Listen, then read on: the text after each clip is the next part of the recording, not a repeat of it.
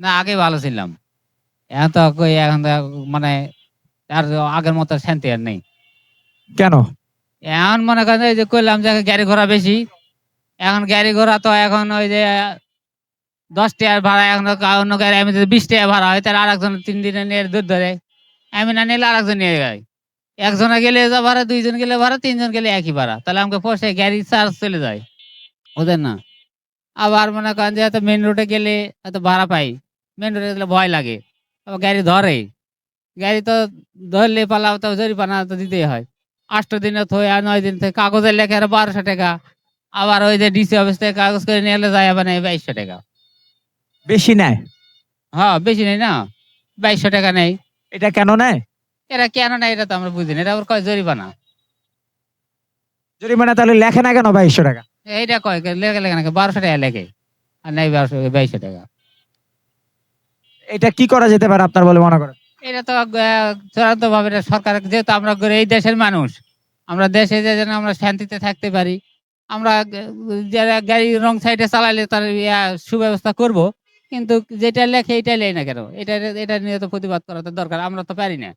আমরা রিস্কাওয়ালা কি করব? এখন প্রতিবাদ করার দরকার হলো মিডিয়া, সরকারকে করার দরকার। আমরা তো পারি না এটা। নির্বাচনে এবার কাকে দেখতে চান?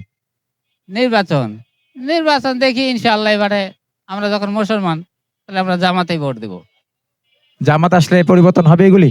আশা করা যায়, দেখি দেশের অবস্থা দেখেন না, মার্কেটে গেছে কত মহিলা-টহিলা মাসে মানে আমার মা বোনেরা আমরা যেভাবে ঘোরাফেরা করে, এগুলা যদি আমার বন্ধ হয় তাহলে তো আমরা অনেকটা কিছু আগে যেতে পারি। আমাদের তো আছে, আমাদের সমাজ আছে, এটা বাংলাদেশ, এটা মুসলমান কান্ট্রি।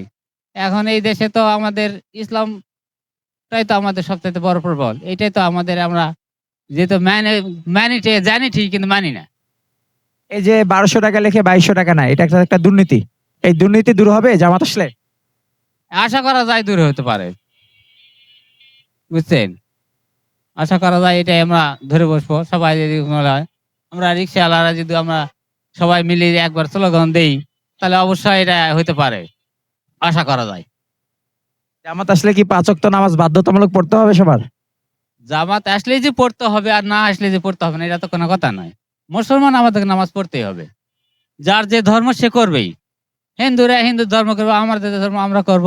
বৌদ্ধদের ধর্ম বৌদ্ধরা করবে, সমস্যা কি?